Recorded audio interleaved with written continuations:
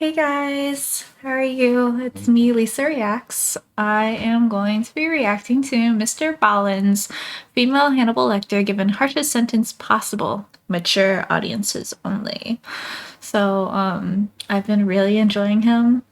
I know my noodle queen has been really enjoying him. She's been binge watching him.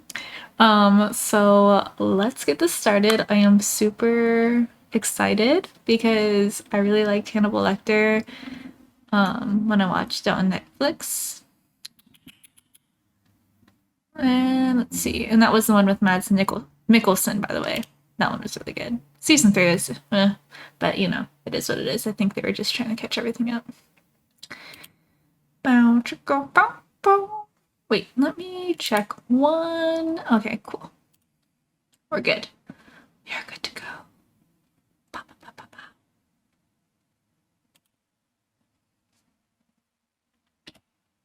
Today's story is about a crime so horrific that a judge handed down a sentence that had never been given before in Australian history. This story is exceptionally graphic. As such, viewer discretion is advised. But before we get into today's story, if you're a fan of the strange, dark, and mysterious delivered in story format, then you've come to the right place because that's all we do, and we upload once or twice every week. So if that's of interest to you, please offer to spray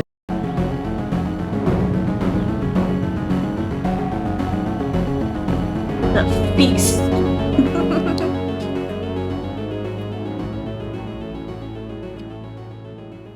In 1955, Catherine Knight had the misfortune of being born into a highly dysfunctional and abusive household. Not only was she She's pretty. Her makeup's all done. I like her like glasses. No frame glasses, right? Is that what it's called? I don't know. But she looks, well put together.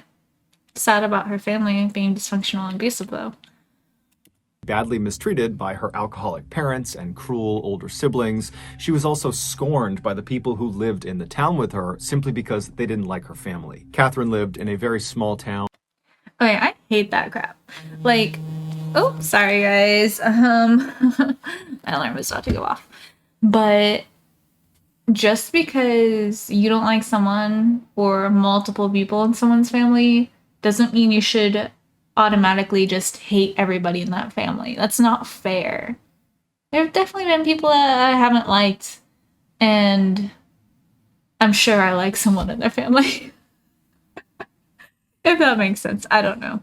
I mean, I'm from a small town, so I don't know. Yeah, actually, yeah. I did like other people in the family that, even though I didn't like some people, it was interesting. If that makes sense. My bad. I'm just gonna shut up now.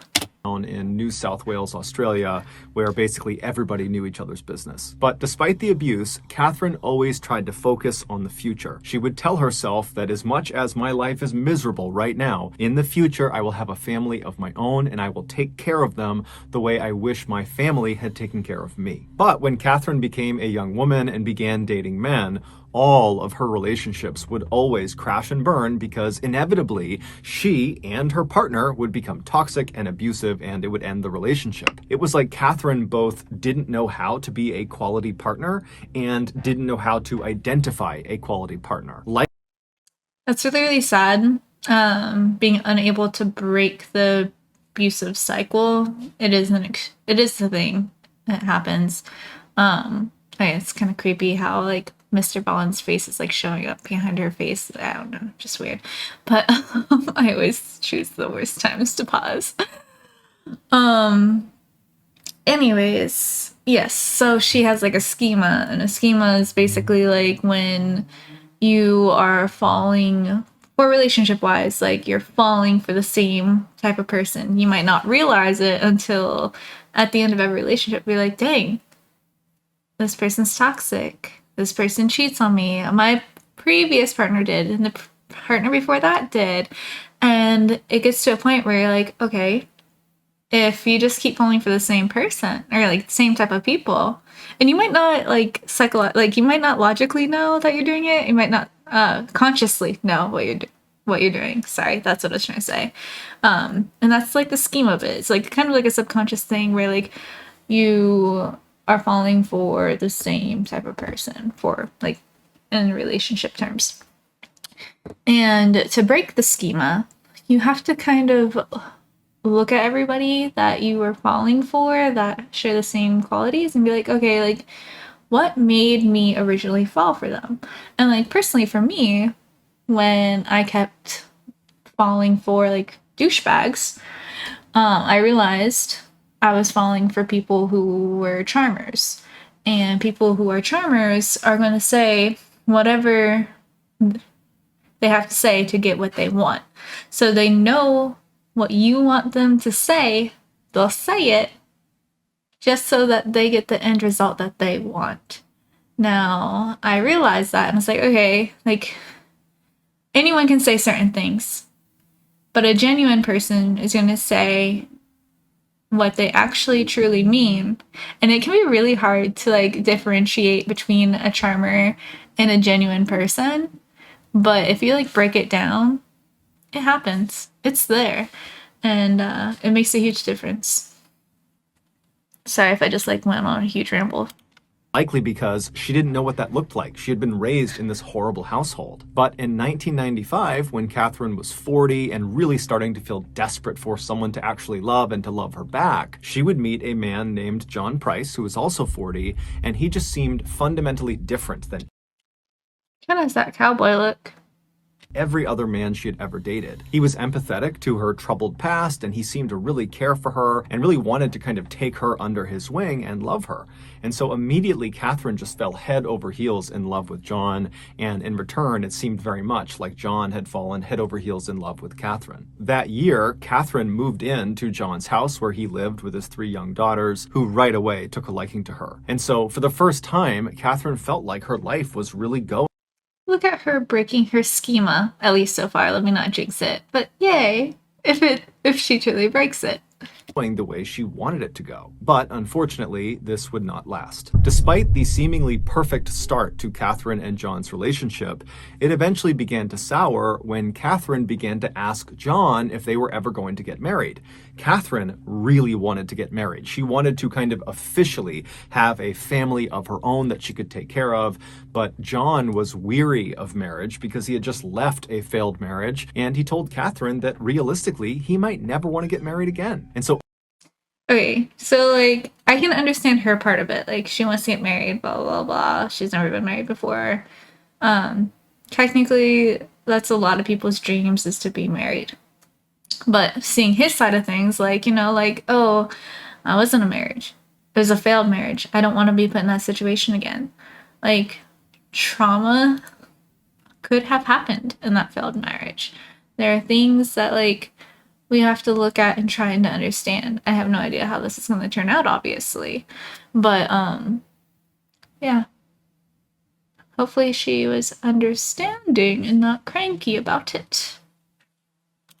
over time, this issue really drove the two apart, and it all came to a head in early February of 2000 when John and Catherine were at his house. They were in the kitchen, and they got into a heated fight over marriage, and then before long, they were both getting physical with each other, and during this altercation, Catherine kind of scrambled and grabbed a knife on the counter and actually slashed John across the chest. I was just about to pause it and be like, violence does not answer anything. Like, violence is not the answer. Literally just finished the Green Book movie for the second time. Such a good movie. You should check it out. I don't know. I doubt it's on any streaming platform. I bought it at FYE for like, I think $5. It's definitely worth it. And it's based on a true story, by the way. Violence is not the answer.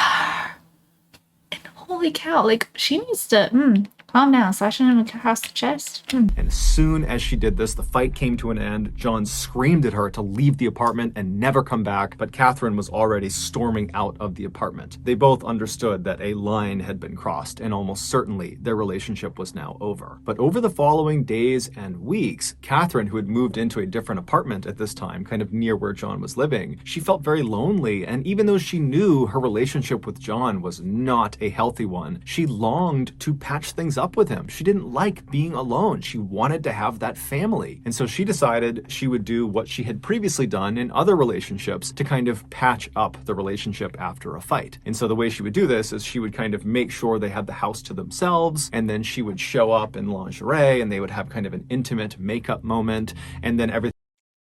Makeup sex will not be the cure-all of you freaking slashing him across the chest.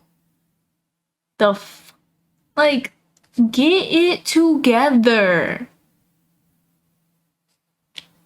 Everything would go back to normal. So on February 29th, Catherine waited until she knew John had left for work, and she went over to his place, and she had a key to it still, and she went inside, and his 3 daughters were there. And so Catherine said hello, and she chatted with the kids for a minute, and then she made arrangements for the 3 kids to go get picked up by a babysitter and spend the night outside of the house. And so then when the babysitter came by the house and picked up the 3 girls, Catherine said goodbye to them, and then Catherine left John's place, and she went out to get her lingerie. Later in the evening, when John came back to his house, he went inside and he found his kids weren't there, but there was a note from Catherine that explained where his kids were and how she wanted to make up with him and she would be back in a little while. Now, John was not happy about this. He was angry that she...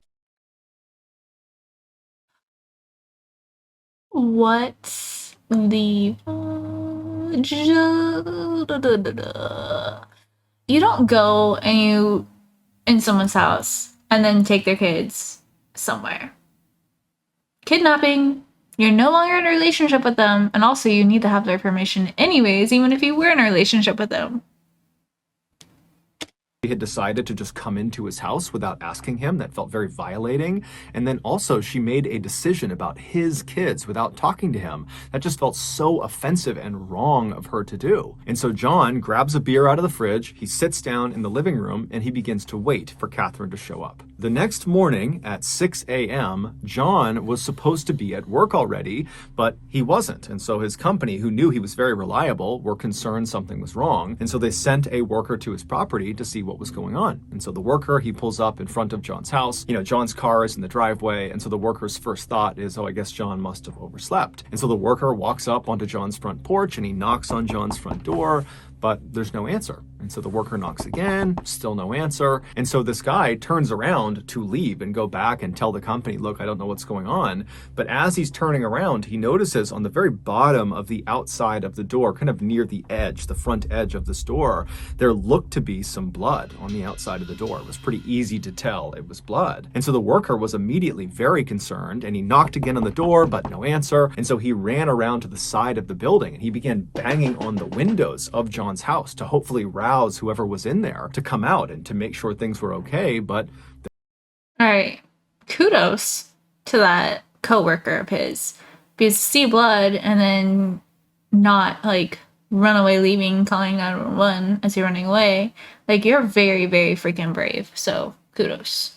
there was silence. And so the worker ran back to his car, he drove back to his office, and after he told his boss what he had found, they decided they had to call the police. The police would show up at John's residence at 8 a.m., and when they got there, John's vehicle was still in the driveway, the house was quiet and dark, and so the police, they walked up to the front door, they knocked on the door, there's no answer, it's silence, and so they walk around to the back of the property to try the back door, and as they're walking into the backyard, they see in the middle of the grass, right behind a window that led into the house, there was this plate of food that had been clearly thrown out of the house and landed face down on the grass. And so the police see that, they're thinking that's pretty weird. And so what they do first, before even going to the back door, is they turn to the window, which clearly the food had been thrown out of, but whoever had done it had then shut the window. And so they go over to the glass and press their faces up against it and peer inside. And there's no John, there's no people, there's nothing inside, it's dark. But right inside of this window is this big dining room table, and it's covered with this amazing spread of food. It looks like a Thanksgiving Day meal had been prepared, but then no one had eaten from it. And so they're thinking, okay, well, for whatever reason, one of these plates of food was thrown out the window. That's very odd. And so the police come off the window, they walk over to the back door, they knock a few more times, but after even more silence, they kick the back door down.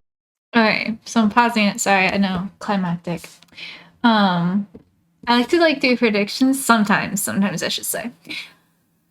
Either the food is made of human flesh. Or she tried to make an elaborate meal, and I was thinking Hannibal Lecter for the meals made of flesh, but or she made an elaborate meal to try and smooth things over with John, and he said, "F you, Catherine," and threw the plate out. And then I am sure things have gotten violent. And they go inside. As soon as they step in, there's two officers. They walk straight into the house with the dining room table with all that food on their left, and there's nothing that stands out. They're calling for John. It's silent. Everything is off. Everything is quiet. And they keep on walking into what appears to be the living room where the TV is and where there's a couch. And as soon as they walk in, they see there's blood everywhere. And towards the front of the living room, where the front door actually opened into the house, there was a very obvious pool of blood. Basically, if you stepped into the house, you'd be stepping in to this puddle of blood. And as they're looking at this pool of blood, they see there is a distinct blood trail from the pool back into the living room that they have just walked into, and the trail kind of leads behind a couch out of their view. And so they walk around the couch to see what's at the end of this trail, and they find Catherine Knight's crumpled body on the ground. And so right away they rush over to her and they feel for a pulse, and they discover that she actually does have a pulse, but very obviously she's... I was not expecting that, but she has a pulse. So, I'm assuming John tried to fight her off. clinging to life, barely. And so one of the officers stays with Catherine while they're calling in paramedics to come in and deal with her, while the other officer draws their weapon and they begin searching the rest of the house. And so the officer walks past the front door on their left and they go into the other side of the first floor, which is basically like this lounge room, kind of like a secondary living room.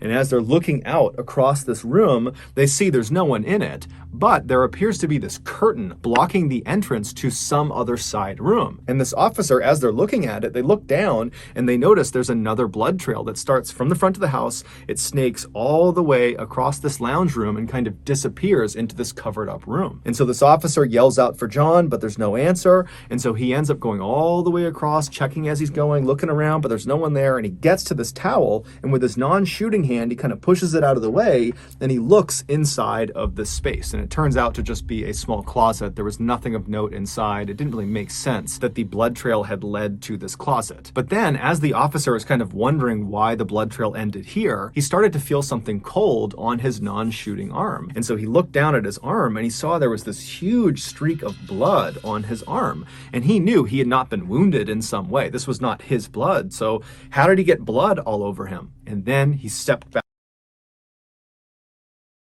Do you think John is like being hung up on the ceiling and dripping blood on him? Let's find out. Back in horror, because he realized the curtain that he had just moved with the arm that had blood on it was not a curtain. The night before, John sat in his living room. No! Oh my gosh. Sorry. I cannot. No. She skinned him? Like, this is just like... My assumption is that she skinned him and hung him. My predictions have been wrong so far, so let's see. Waiting for Catherine to return, very angrily waiting for her to come back. But by 11 p.m., she hadn't. And John, he works super early in the morning. He's very tired. He decides to just go to bed. And so he climbs into bed. He falls asleep. And then about an hour or so later, Catherine would walk into the bedroom. She had her black lingerie on that she had bought earlier in the day. And even though John was furious with her and very upset with what she had done that day, seeing her like this suddenly made him think, you know what? All my issues with her can wait. And before long, they were getting intimate together in the bed, and then they fell asleep. No. No, no, no, no, no. You don't freaking do that. Ugh, like, trying to fix this a little bit. You don't get intimate with someone who freaking took a knife to you and slashed you. Like, are you stupid? I'm sorry for speaking ill of the dead, but come on. And you shouldn't, honestly, like, anyone who's ever violent towards you, leave their ass in the dirt and move on. You don't deserve that. They don't deserve to be, like, no abusive person should, like, they need to be in jail. Yeah. Mm-hmm. Hitting people is not okay. Being violent is not okay. They need to do their time, get rehabilitated, and get anger management and taught how to do coping mechanisms so they do not hurt other people. Sleep in each other's arms. Later in the night, Catherine would wake up. John's still fast asleep, so she's looking right at him, and she suddenly has this intense sense of disgust. She was convinced that he was taking advantage of her, that the reason he didn't want to marry her was he was just kind of using her. And this anger inside. Are you kidding me?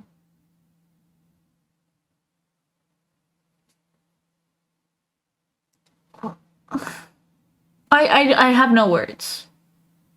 I have no frickin' words. Of her boiled up, and she decided right then and there that I need to teach this man a lesson he will never forget. And so Catherine very quietly slipped out of the bed. John's still sleeping. She snuck out of the bedroom. She made her way out of the house, and she got into her car, and she drove across town to the apartment she had been staying in for the past couple of weeks, and she grabbed her work tools. Catherine, where she worked full-time, was a meat processing factory, and she worked on the kill floor with the animals that are being turned into meat. And so her skill set was butchering, and her tools were butcher's knives. And so she grabs her kit of butcher's knives and she drives back to John's place. She goes into the house, she makes her way into the kitchen, and she unrolls this kit full of different sized butcher knives, and she picks the one she wants, she pulls it out, she makes sure it's nice and sharp, and then she made her way into John's bedroom. When she got into his bedroom, John was still asleep. He was lying on his back, covers up over him, fast asleep, and she climbed onto the bed, being very careful not to wake him. And then when she was straddling him kind of on her knees right over his midsection, she raised the knife up between her two hands and she brought it down into his chest. John immediately shot up, bucking Catherine off of him. She went flying onto the floor, and then instinctively John just begins running out of his bedroom. He has no idea what's happening. He's been stabbed, but he probably can't even feel it. It's all adrenaline. He's just running through the house. But by the time he gets to the front of the house, the blood loss had caused him to be so weak he could barely stand. And so he managed to open the front door, but then he collapsed onto the ground halfway between the inside and outside of the house. And so laying there, he reached out with his bloody hand and he grabbed the edge of the door that was partially open and tried to pull himself out of the house. And that's how that bloody print was left. This is crazy. And how sad. Like he's trying so hard to stay alive. On the outside of the door that the worker saw. And as he's trying to pull himself out of the house, Catherine, who had gotten up after being knocked off the bed, she ran to the front of the house and she grabbed his legs and she pulled him back into the house and then shut the door. And then once he was inside, she got on top of him and stabbed him an additional 36 times all over his body. So 37 times he was stabbed. I don't know what goes on in someone's head when they stab someone, let alone 37 frickin' times.